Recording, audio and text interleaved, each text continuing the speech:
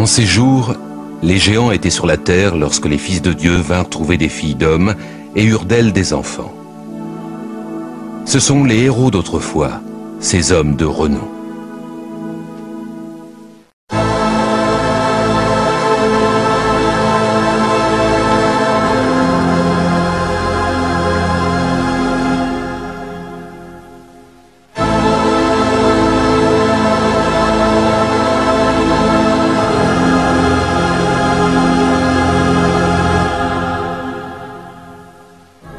En Amérique latine, à l'instar de beaucoup d'autres civilisations anciennes, les Mayas et les Incas croyaient qu'une race de géants antédiluviennes avait vécu sur Terre.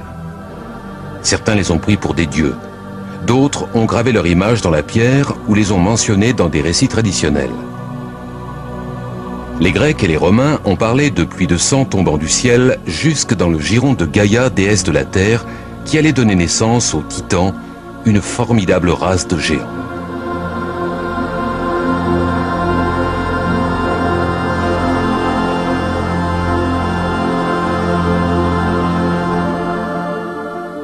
Le plus célèbre de tous est sans doute Goliath, le Philistin issu d'une fratrie de géants. Wendell Jones est archéologue. Il a passé la majeure partie de sa vie sur les traces de Goliath et de l'Arche d'Alliance que le géant aurait emporté sur ses épaules, si l'on en croit le Midrash, l'exégèse rabbinique de l'Écriture sainte. Goliath a percé les rangs des soldats d'Israël et s'est emparé de l'arche qu'il a chargée sur son dos. Il a tué Pinchas et Ophni et a rapporté l'arche jusqu'au camp des Philistins. C'est ici, à 25 km au sud-ouest de la ville actuelle de Jérusalem, que Goliath aurait finalement été tué, non par un géant comme lui, mais par David, un frêle jeune homme qui, comme l'indique cette tablette du 9e siècle avant Jésus-Christ, deviendra plus tard roi d'Israël.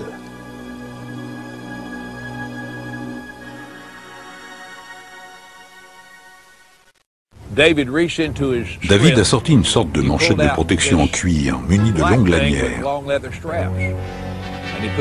Il l'a enroulé comme ça autour de son bras, en déclarant « Tu t'opposes à moi avec ton armure, ton bouclier et ton épée, mais moi je viens au nom du Dieu d'Israël. » Il a ensuite plongé à nouveau la main dans son sac pour en sortir un autre jeu de lanières avec une pierre dedans.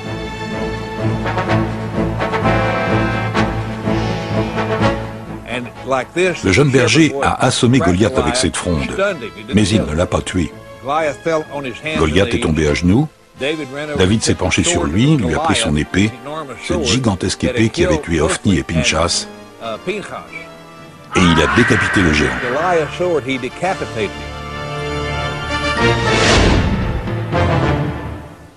À 3 km seulement de l'endroit où ce combat emblématique se serait déroulé, se dresse un gros tumulus de 25 mètres.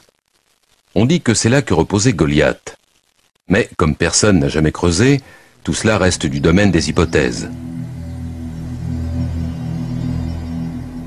En Amérique, dans les régions du Middle West, on trouve également de nombreux monticules imposants, supposés être des tombes.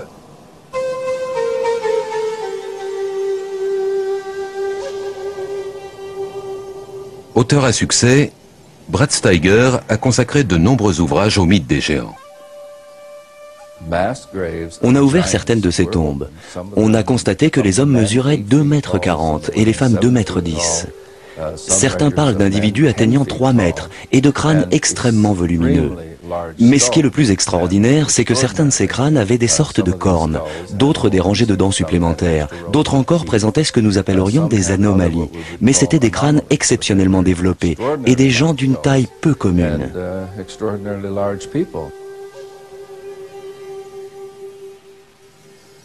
David Childress, archéologue et écrivain, est depuis longtemps fasciné par la légende des géants américains.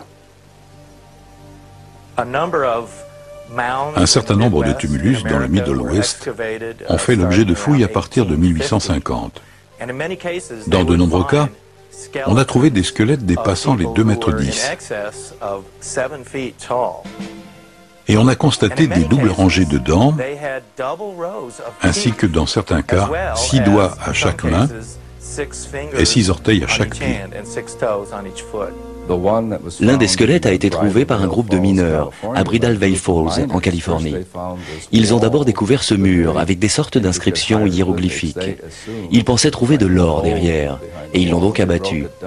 Ils ont en fait découvert un trésor beaucoup plus précieux. Non pas pour eux, mais pour la postérité, avec un squelette de femme tenant un enfant recouvert de fourrure, dans une drôle de poussière. Des restes momifiés de grande taille, similaires à ceux qu'on avait trouvés au Texas dans la vallée de la mort, et que l'on a trouvés aussi dans d'autres régions de Californie. De vieilles photographies et des coupures de journaux, voilà tout ce qui reste de ces mystérieux géants. Le journaliste Jim Marrs, récompensé par un grand prix du journalisme d'investigation, s'intéresse tout particulièrement aux sciences spéculatives. C'était un véritable âge d'or pour l'archéologie à cette époque. Tous les gens qui avaient une pelle essayaient de trouver quelque chose. Mais ce qui est intéressant, c'est que ces squelettes géants et les ossements que l'on a retrouvés ne peuvent être circonscrits à une région bien précise. On en a trouvé en Grèce, mais aussi en Italie, au Moyen-Orient, en Amérique.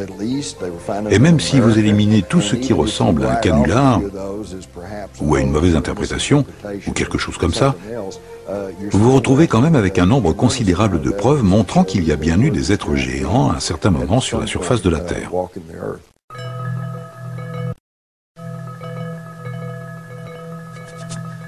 En 1912, des fermiers commencent à investir cette grotte isolée près de Lovelock, dans le Nevada, pour récupérer les déjections de chauves-souris et les utiliser comme engrais. À l'intérieur, une surprise les attend. Quand ils ont commencé à creuser la couche de déjection de 3 à 4 mètres d'épaisseur qui se trouvait dans la grotte, ils ont trouvé des objets curieux, notamment des leurres représentant des canards, ainsi que des paniers et différents objets pour la chasse et la pêche dans un lac voisin, aujourd'hui en cours d'assèchement. Et puis ils ont fait des découvertes très inhabituelles. Ils ont trouvé des géants momifiés avec des cheveux roux qui mesuraient environ 2 mètres à 2 mètres 10. La plupart étaient enveloppés comme des momies égyptiennes, et ils avaient de longs cheveux descendant jusqu'aux épaules. Les fermiers ne s'expliquaient pas tout cela. C'était la chose la plus étrange qu'ils aient jamais vue. Mais les Indiens Paiutes, qui vivaient dans ce coin, en connaissaient bien l'histoire.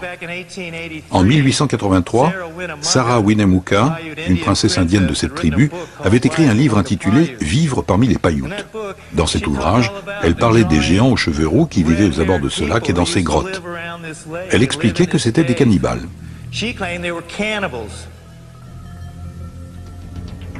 Cette tribu mangeait les morts. Et ils faisaient la guerre à mon peuple. Alors mon peuple a amassé du bois pour boucher l'entrée de leur grotte et y a mis le feu. Les miens leur ont demandé de se rendre, sinon ils mourraient. Mais aucune réponse n'est parvenue.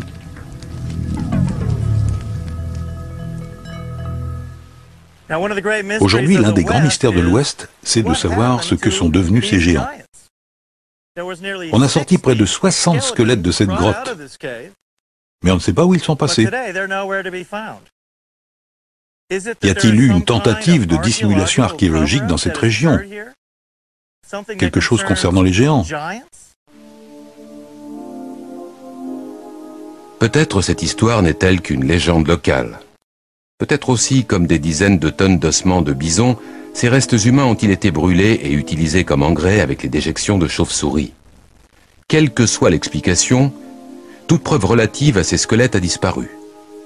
Mais on trouve dans le monde entier des éléments tendant à prouver l'existence d'individus d'une taille très inhabituelle.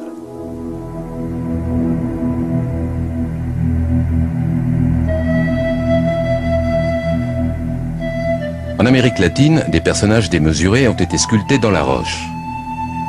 Si grands qu'au niveau du sol, il est très difficile de dire ce qu'ils représentent. Mais vu du ciel, tout s'explique.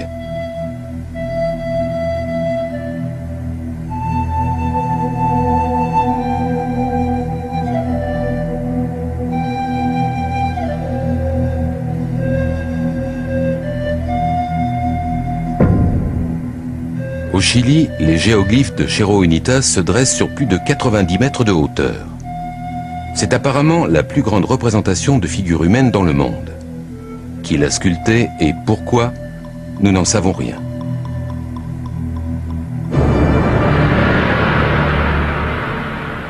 À l'autre bout du monde, en Angleterre, d'autres figures géantes contemplent elles aussi le ciel. Celle-ci a été dessinée sur le sol de Cernabas, un village du Dorset. Elle fut gravée dans une colline calcaire, personne ne sait quand. Peut-être représente-t-elle Hercule, le héros mythique. À 250 km de là, l'homme de Wilmington, 85 mètres de la tête aux pieds, émerge d'une colline anglaise comme un témoin géant d'une époque révolue. La Grande-Bretagne est riche de nombreux sites associés à des géants. Jennifer Westwood est une spécialiste reconnue du folklore anglais. Au début, on dit que la Grande-Bretagne était habitée uniquement par des géants. À cette époque, le pays s'appelait Albion. Après la chute de Troie, un héros nommé Brutus est arrivé ici avec ses soldats et a décidé de conquérir le pays. Ils se sont battus quelque temps avec ces géants. Et ils ont fini par tuer la plupart, sauf un, qu'ils ont gardé en vie et qu'ils ont surnommé Gog-Magog. Il mesurait 3,50 m. Un combat à main nue l'a opposé à Cornéus, le duc de Cornouailles. Chacun d'entre eux a pris alternativement le dessus, et Gog-Magog a réussi à lui casser quelques côtes. Ivre de rage, Cornéus a empoigné ce géant de 3,50 m et a couru le précipiter du haut de la falaise. Le géant s'est écrasé sur les rochers en contrebas.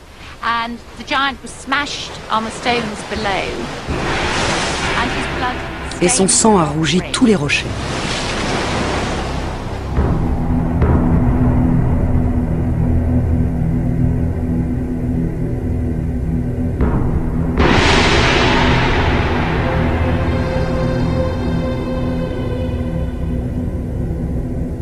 Les géants sont également présents dans la mythologie de Stonehenge, probablement le plus célèbre agencement mégalithique dans le monde. Ces immenses pierres, les plus grandes mesurent 9 mètres et pèsent 50 tonnes, ont été dressées ici il y a des milliers d'années. Les anciens Britanniques appelaient ce cercle de pierre la danse des géants et croyaient qu'il avait été érigé par des êtres exceptionnels.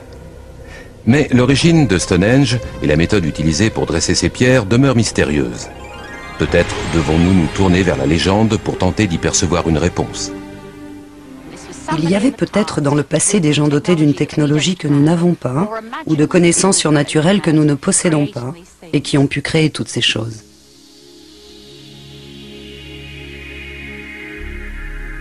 Ce cercle de pierre, le Gigal Rephaim, se trouve sur les hauteurs du Golan à 80 km de Damas. On estime qu'il a fallu 40 000 tonnes de roches pour l'édifier et il rappelle étonnamment le site de Stonehenge. Tous deux sont vieux d'environ 4 à 5 000 ans et leurs mégalithes sont très similaires. À l'instar de Stonehenge, les gens associent Gilgal à l'existence de géants. Et certains livres de la Bible y font explicitement référence. Daniel Herman, un archéologue israélien, inspecte une tombe fraîchement ouverte.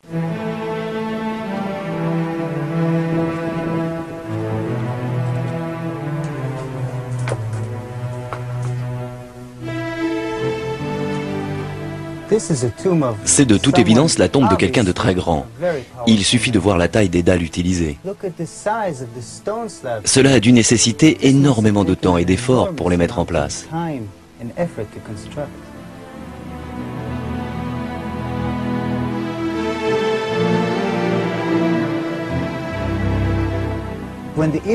Lorsque les Israélites sont venus ici, apportant avec eux la Bible, ces constructions existaient déjà, et ils les ont vues. Ils ont donc essayé d'identifier ce site, en disant que cette région se trouvait sous la coupe de Og, souverain du Bashan.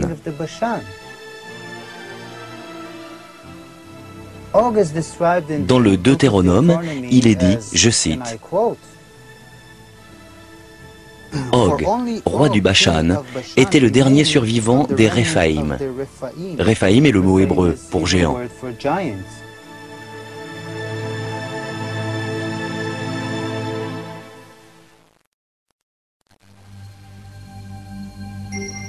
La surface de notre planète compte de nombreuses constructions gigantesques vieilles de plusieurs milliers d'années. On les trouve aussi bien dans les déserts que dans les plaines, sous la surface des océans ou au sommet des montagnes, comme en Amérique latine. Je pense que le monde ressemblait aux cités que nous voyons à Machu Picchu, Tiahuanaco, Sacsayhuaman. Je pense que c'était un monde peuplé de géants qui ont édifié toutes ces constructions à l'aide de blocs massifs de 250 ou 500 tonnes. On trouve des ruines impressionnantes dont l'échelle défie l'imagination en de nombreux endroits d'Amérique centrale et d'Amérique latine. Même les sceptiques sont tentés de se demander qui a bien pu construire de telles merveilles architecturales.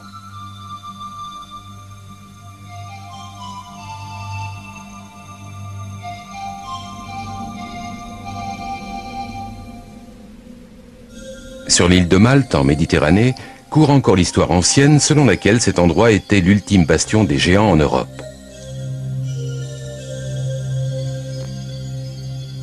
Eric von Daniken, explorateur et auteur à succès, a passé la majeure partie de sa vie à étudier les structures mégalithiques dans le monde. Malte compte quelques temples gigantesques qui appartiennent à un lointain passé. Personne ne sait quand exactement, mais au moins 5000 ans avant Jésus-Christ. Et l'un des temples, à Gozo, porte encore un nom explicite, le temple des géants, comme les gens l'appellent ici. Une légende locale dit que ce temple a été construit par la géante Sun Tsuna. Ces blocs sont si énormes, si lourds, qu'aucun être humain n'aurait pu les déplacer.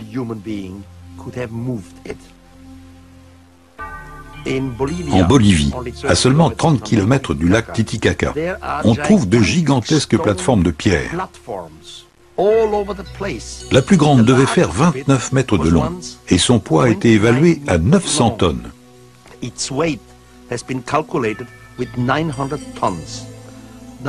Or, nous sommes à un endroit qui se trouve à 4000 mètres d'altitude, dans les Andes, ce qui veut dire qu'il n'y a aucun arbre, pas de bois, rien. Il n'est pas possible de transporter une plateforme de 900 tonnes sans rouleau de bois. Et même avec des rouleaux, ce serait extrêmement compliqué. Ce sont des faits et des choses que l'on peut observer, toucher, photographier, mais nous n'avons aucune explication.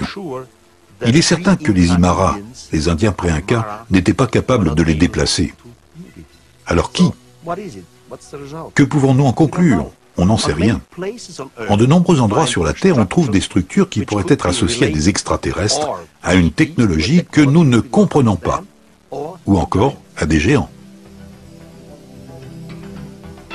Extraterrestres, géants ou technologies secrètes, certains sont prêts à accepter ce genre d'explication sans sourciller.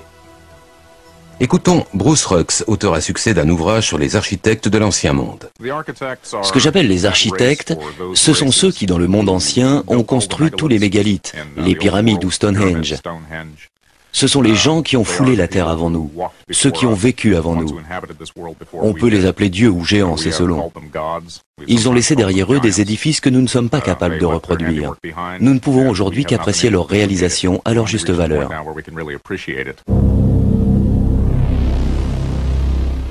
Au Liban, à 70 km de Beyrouth, se dressent les ruines imposantes de Baalbek, un lieu que mentionnent les livres des rois dans l'Ancien Testament. Baalbek offre un très bon exemple de trilithe, les plus grands assemblages de pierres jamais utilisés dans le monde pour une construction. Des pierres si imposantes qu'on ne sait même pas leur poids réel. Elles ont été extraites d'une carrière, transportées sur 8 km, hissées à 8 ou 9 mètres de hauteur et ajustées ensemble si précisément qu'on n'arrive pas à y glisser une feuille de papier. On ne sait pas comment ils ont fait. Nous n'avons aucune grue dans le monde capable de soulever des poids de cet ordre. Aucune certitude donc. Mais selon des récits arabes, les premiers temples auraient été construits ici après le déluge par une race de géants pour le compte du roi Nemrod.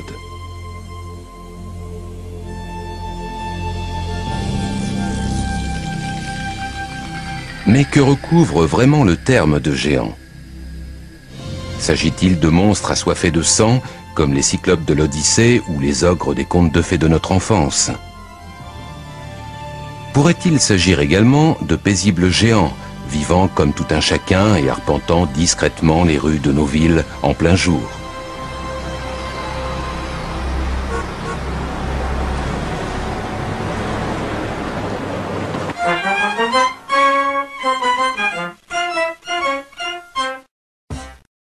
Il y a deux sortes de gens dont on pourrait dire que ce sont des géants.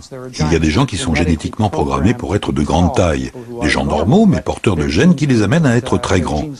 Et puis il y a ceux qui souffrent de certains troubles, dont le plus commun ou tout au moins le mieux connu est l'acromégalie, une maladie qui se traduit par la production d'une trop grande quantité d'hormones de croissance.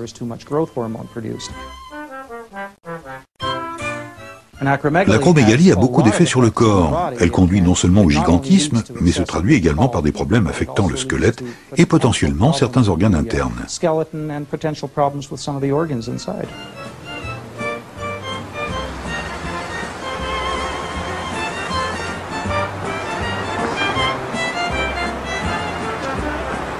Ryan est un jeune homme normal, en bonne santé et bien proportionné, mais mesurant 2,12 m. Je me dis parfois que j'aimerais être aussi grand que lui. Mais pourquoi un individu atteint-il une taille aussi peu courante?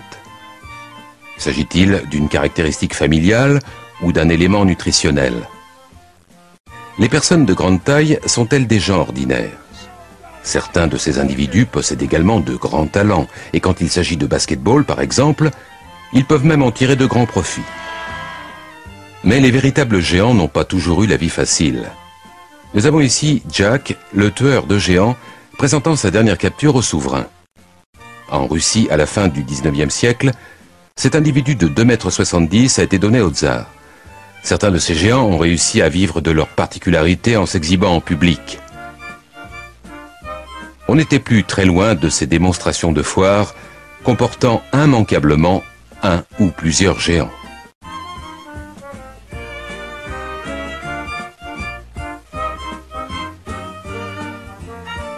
Même après leur mort, ils continuent parfois à attirer les foules.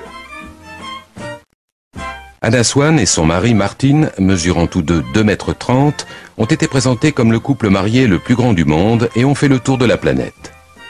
2 cigognes n'auraient probablement pas été de trop pour porter leur nouveau-né qui pesait 11 kilos à la naissance. Ce qui nous ramène à notre interrogation, d'où viennent-ils? Est-il possible, en remontant dans un lointain passé, de retrouver dans leur lignée une race de géants? Marvin Antelman, un scientifique qui a reçu le Grand Prix de l'Institut des sciences Weizmann, pense détenir une partie de la réponse. Si nous possédons tous des matériaux génétiques du premier homme, il n'est pas surprenant de trouver, ici et là, un géant vivant parmi nous, dans la mesure où un gène récessif peut produire un individu de ce type. Les membres de la tribu Watusi, par exemple, sont très grands. Chez eux, la taille moyenne de la plupart des hommes approche les 2,10 m. Ils sont vraiment immenses. La Bible fait référence à des gens encore plus grands qui auraient vécu dans les temps anciens, comme le rappelle le rabbin Yitzhak Marmonstein du Centre d'études juives de Vancouver au Canada. Il y a des références très claires et très cohérentes dans la Genèse, dans les Nombres et dans le Deutéronome à des êtres géants qui auraient existé avant le déluge.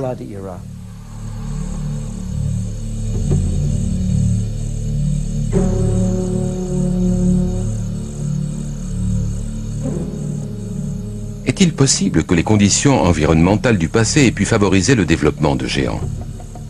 Nous savons bien sûr, d'après des éléments fossiles, que certaines espèces, comme les dinosaures, pouvaient se développer jusqu'à atteindre une taille considérable.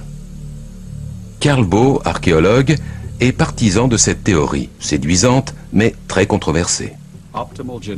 L'optimisation génétique est la manifestation de ce que l'organisme possède de mieux au niveau de l'ADN et qu'il peut exprimer pleinement en raison de conditions atmosphériques favorables. Sur la base des éléments fossiles dont nous disposons, on sait aujourd'hui que des arbres tels que les séquoias géants de Californie avaient une croissance très supérieure à celle qu'ils connaissent actuellement. Une théorie explique ce phénomène en suggérant que les conditions environnementales d'un lointain passé étaient propices à une croissance exceptionnelle.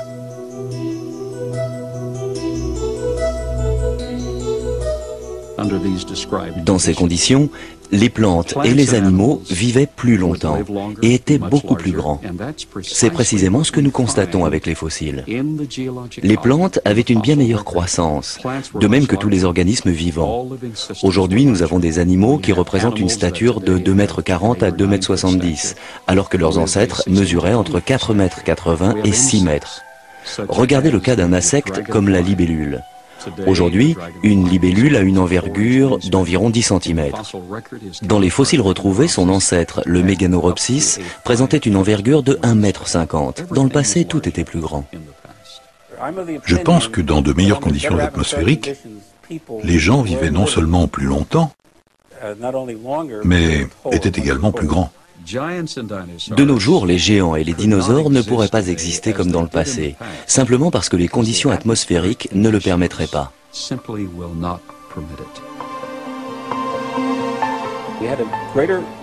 À l'époque qui a précédé le déluge, la couche d'ozone était plus importante. Au moment du déluge, elle a diminué d'environ 1/7 de ce qu'elle était. Et par conséquent, la vie sur Terre, telle que nous la connaissons aujourd'hui, ne peut offrir la même espérance de vie. La diminution de la couche d'ozone se traduit par une protection moins efficace contre les rayonnements ionisants venant de l'espace. Et cela concerne également les plantes et les animaux. Je m'intéresse aux conditions originales de la Terre. Et après 35 ans de recherche dans ce domaine, j'ai tenté de reconstruire le contexte initial. Pour ce faire, j'ai demandé à nos ingénieurs de construire une biosphère permettant de doubler la pression atmosphérique, d'augmenter l'énergie électromagnétique, ainsi que le taux d'oxygène, sans aller jusqu'à la toxicité, afin d'éliminer les rayonnements ultraviolets et autres. Les expériences que nous avons menées se sont révélées très intéressantes.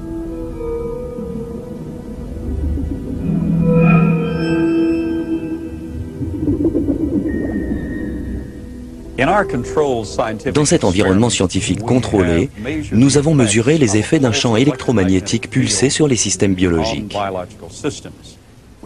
Nous avons par exemple cette variété de piranhas qui habituellement à l'âge de 3 ans et demi sont à peu près de cette taille, avec des conditions optimales. Mais ils dépassent maintenant 50 cm et pèsent plus de 2 kg chacun. Dans cet environnement contrôlé, nous avons donc réussi à produire du gigantisme à une vitesse accélérée.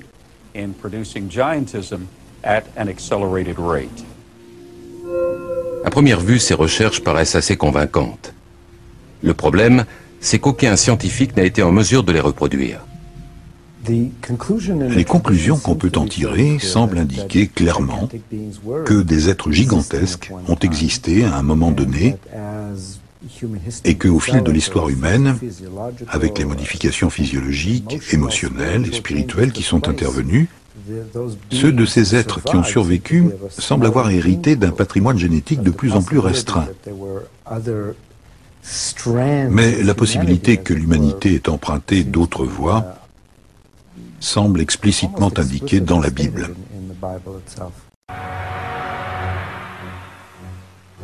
Dans le livre des Nombres, il est dit qu'après avoir erré dans le désert avec son peuple, Moïse a dépêché des éclaireurs afin de trouver un endroit où s'établir. Ses envoyés ont fait route au nord vers Hébron. À leur retour, ils déclareront « Tous les gens que nous avons vus étaient des hommes de grande taille. Nous nous voyons comme des sauterelles et c'est bien ainsi qu'eux-mêmes nous voyaient. »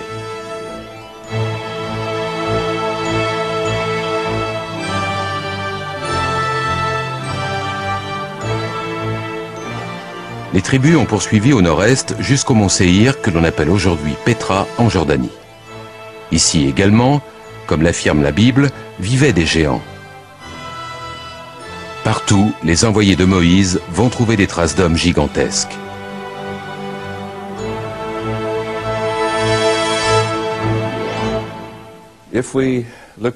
Si nous regardons ce que disent les Écritures, en ces jours, les géants étaient sur la terre,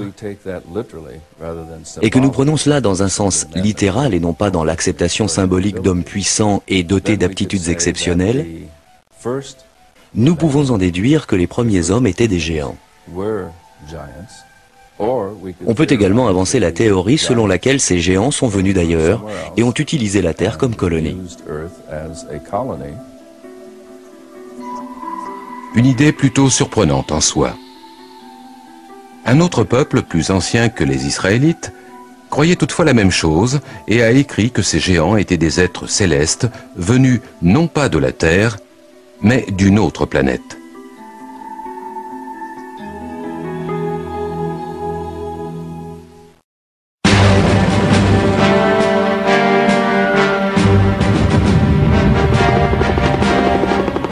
Nous sommes ici en Irak, un pays qui a beaucoup souffert de la guerre. Dans un lointain passé, plusieurs grandes civilisations ont fleuri dans cette région du Proche-Orient. L'une d'entre elles, Babylone, est entrée dans la légende pour sa richesse et sa splendeur.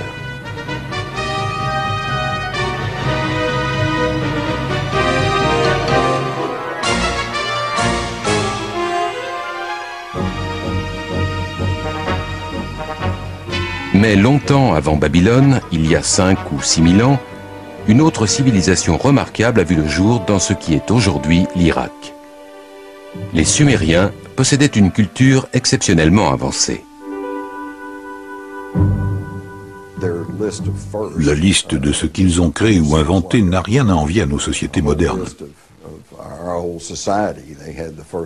Ils ont mis en place le premier système politique à 2 assemblées, le premier système scolaire, et l'on pourrait citer des tas d'autres choses. Il faut donc se demander où ont-ils pris toutes ces idées. Je pense qu'il faut se tourner vers les anciens Sumériens eux-mêmes et écouter attentivement ce qu'ils ont à nous dire, et qu'ils ont répété à maintes reprises. À savoir que leur civilisation leur avait été enseignée par des êtres descendus sur terre depuis le ciel. Ils les appelaient Anunnaki.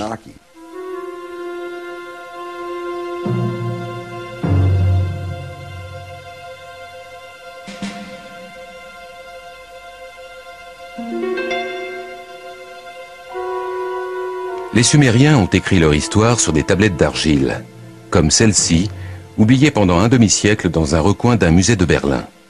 Peu de personnes ont réussi à déchiffrer cette langue ancienne. Zecharia Sitchin est l'une d'entre elles. Les écrits et les éléments picturaux qu'ont laissés les Sumériens derrière eux, et qui datent de 6000 ans, parlent de gens venus d'une autre planète,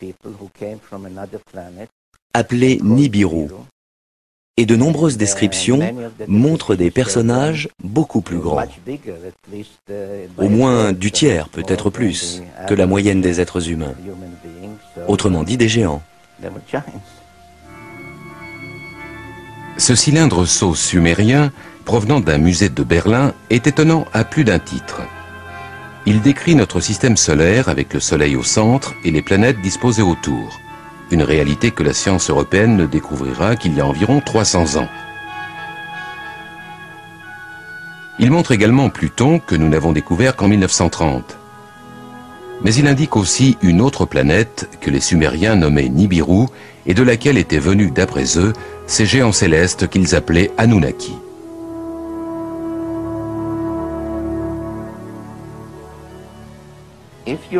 Si l'on observe les 3 personnages représentés ici, on voit qu'ils sont à peu près de la même taille.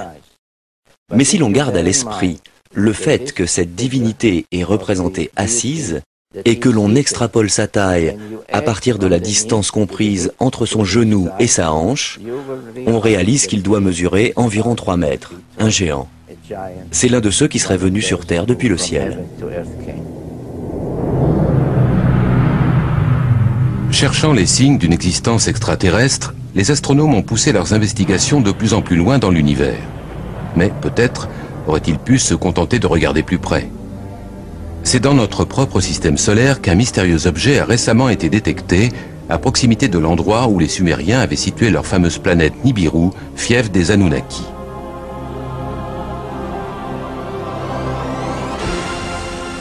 Les partisans de cette théorie y verront sans nul doute la confirmation de l'existence de ces géants venus d'un autre monde.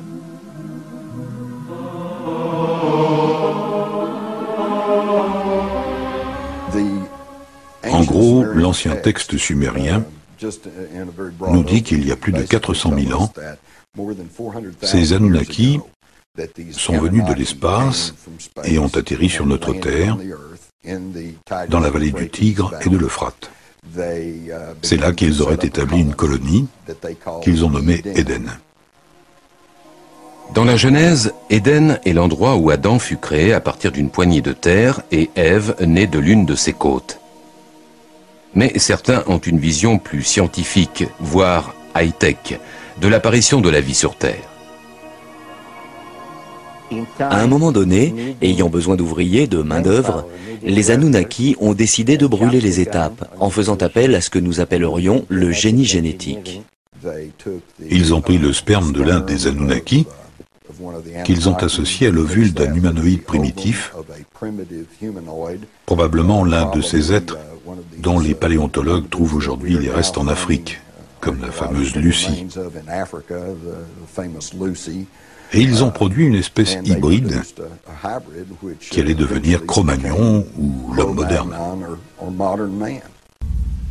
La légende dit que lorsque les Anunnaki sont revenus après plusieurs milliers d'années pour constater les résultats de leur travail génétique, ils auraient trouvé les femmes de notre Terre irrésistiblement séduisantes.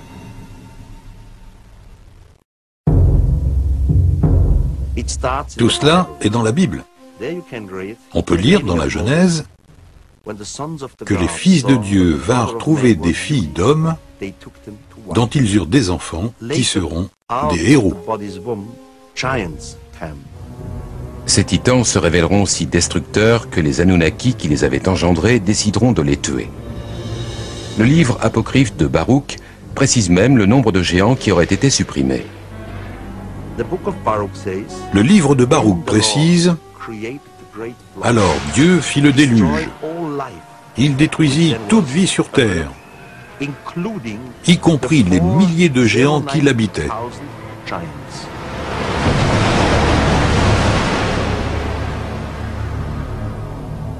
D'après ce récit, quelques titans réussiront à survivre, mais leur règne sur Terre s'achève et les humains vont devenir l'espèce dominante.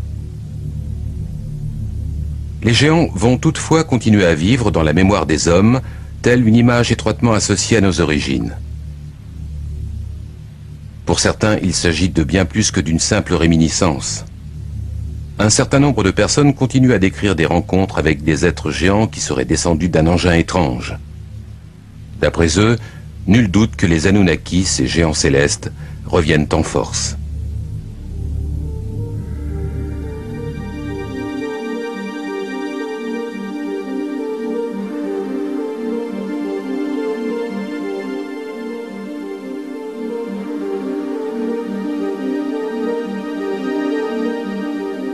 Nous sommes à Yazitz, à 40 km à l'ouest de Jérusalem. Le 3 janvier 1996, Hertz Constantini, chef de la sécurité locale, se trouve à son domicile lorsqu'il entend un bruit étrange à l'extérieur. Lorsque j'ai ouvert la porte, j'ai été paralysé par la peur. J'ai vu un être gigantesque d'environ 3,30 m de hauteur et de 1,50 m de largeur. J'estime qu'il devait peser environ 2 tonnes.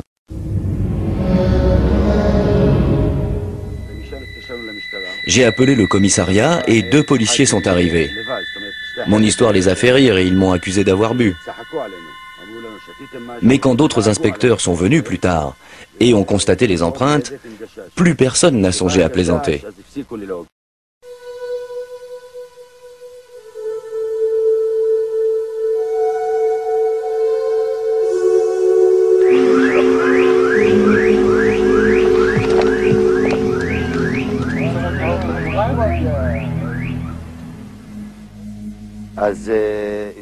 Les traces traversaient mon terrain. Plusieurs d'entre elles avaient une profondeur de 35 cm.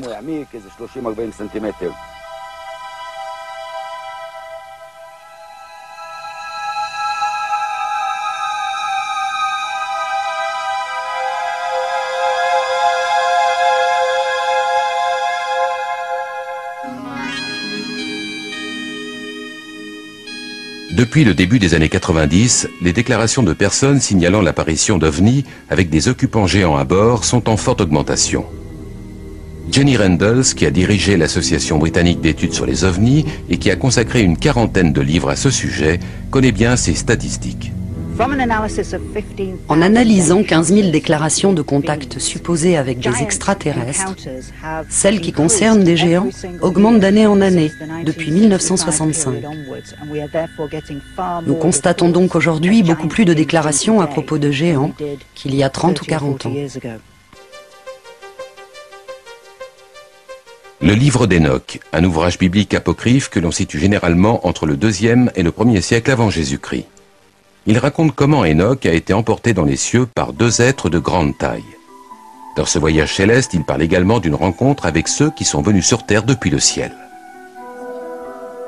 Deux géants me sont apparus, des êtres tels que je n'avais jamais vu leurs semblables sur terre. Leurs visages brillaient comme le soleil et leurs yeux étaient pareils à l'éclat de chandelle. Ils m'ont emporté et transporté jusqu'au 1er ciel. Ils volaient avec leurs ailes et ont fait le tour de toutes les planètes. Ils m'ont présenté aux anciens, aux souverains des ordres stellaires qui étudient soigneusement les mouvements des étoiles.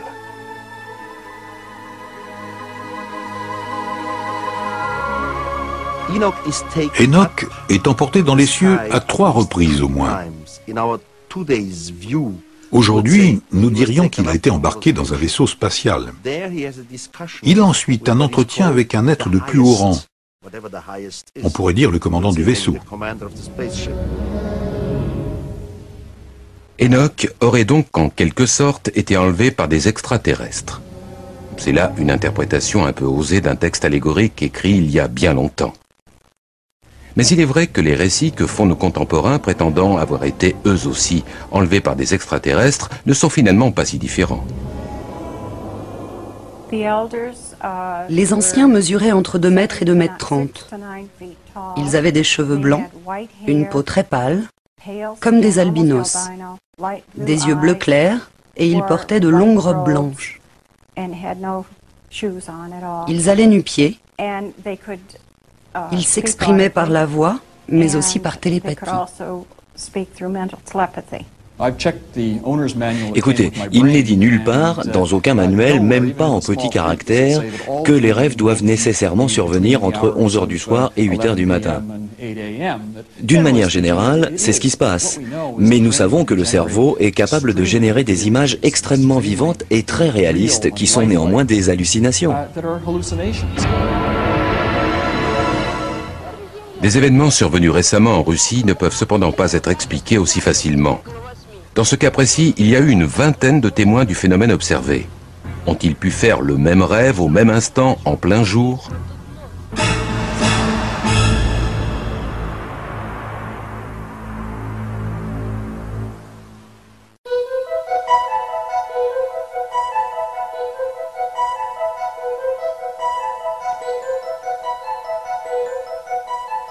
En septembre 1989, la ville de Voronezh, à 320 km au sud de Moscou, attire l'attention des médias internationaux. Pendant plusieurs semaines, d'étranges lumières sont aperçues au-dessus de la cité. Le 27 septembre, des habitants signalent l'atterrissage d'un engin spatial dans l'un des parcs publics, duquel seraient descendus 3 individus géants. Rien de semblable ne s'était jamais produit à Voronezh. Avant de s'installer aux États-Unis en 1990, le journaliste ukrainien Paul Stonil a couvert l'événement pour la presse internationale. À Voronezh, des chercheurs de premier plan spécialisés dans les phénomènes anormaux, comprenant des scientifiques, des géologues et quelques militaires, sont venus sur le site immédiatement après. Ils étaient là le 3 octobre pour recueillir et étudier des échantillons de sol.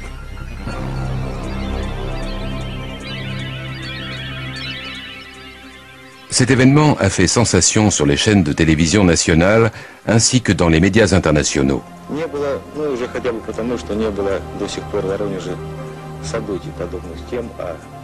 Des dessins faits par des enfants qui étaient présents donnent également une idée de l'importance de ce phénomène. Cela a attiré l'attention des médias dans le monde entier, parce que l'affaire a été confirmée par l'agence de presse soviétique TASS, qui jusque-là n'avait jamais accordé aucun crédit à ce genre d'histoire. Les enquêteurs ont pu s'entretenir avec de nombreux témoins adultes ou enfants, policiers, enseignants, étudiants, scientifiques, qui avaient observé des ovnis de formes similaires ou différentes.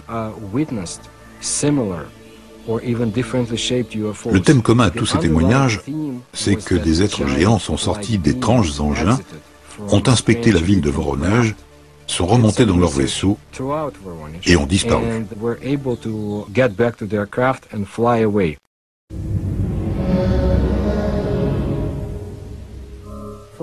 Pour une fois, nous avons eu un grand nombre de témoins avec des récits qui se recoupent et qui décrivent l'aspect des géants. Il ne s'agit donc pas de croire ou pas un témoin, on ne peut qu'adhérer, dans la mesure où il y a beaucoup de gens parlant d'une même voix. J'étais pas très loin de la rue principale, au sud du parc. J'ai vu cet objet, volant à une hauteur d'environ 250 mètres.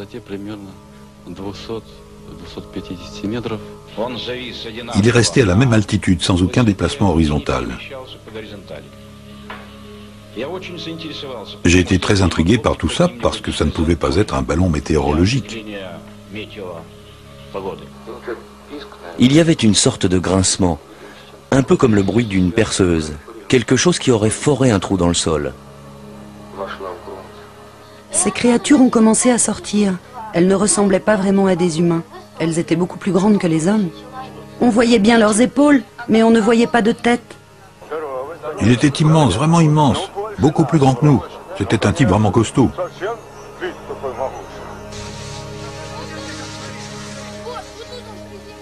En 1989, Sergueï Makarov était l'un des écoliers qui se trouvaient dans le parc de Voronezh. Je me souviens de la foule qui s'est regroupée autour de la place. Les gens étaient effrayés, très pâles. J'étais complètement sidéré. Denis Murzenko était lui aussi l'un des écoliers présents ce jour de septembre 1989. J'ai vu des traces et aussi un homme étrange. Extérieurement, il ressemblait à n'importe quel être humain, mais il était énorme. Un moment après, il a disparu d'un seul coup.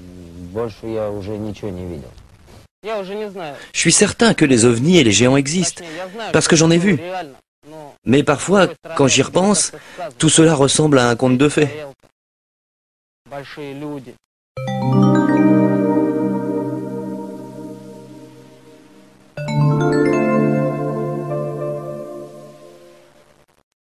Ce à quoi nous assistons aujourd'hui ressemble énormément à ce que nous avons vu dans le passé. Tout ce qui se produit aujourd'hui avec le phénomène des ovnis est quelque chose qui a toujours existé. On peut retrouver cela dans les mythologies anciennes du monde entier.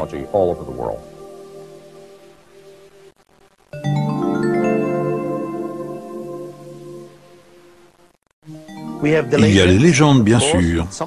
Dans certains cas, nous avons des peintures d'êtres géants dans des grottes préhistoriques, et même des empreintes de pas. Je dirais que quelque chose a existé dans le passé, et ce quelque chose était beaucoup plus grand que nous, les terriens. Étaient-ils vraiment nos pères, ces patriarches qui sont venus avant nous, et auxquels toutes les légendes font référence, ces géants, ces dieux de l'Olympe, qui ont vécu à des époques très éloignées?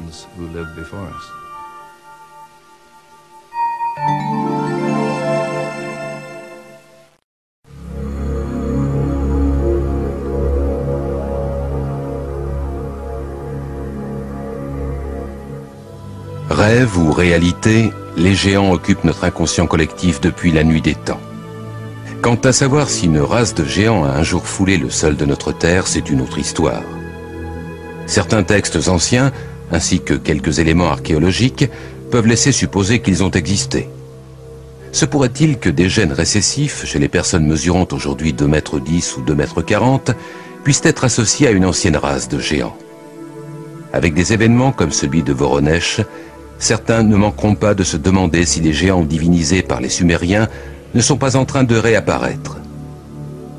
Qu'il s'agisse d'une réalité, d'une hallucination ou d'une allégorie, une chose est certaine, le mythe des géants vivra longtemps encore dans l'esprit des hommes.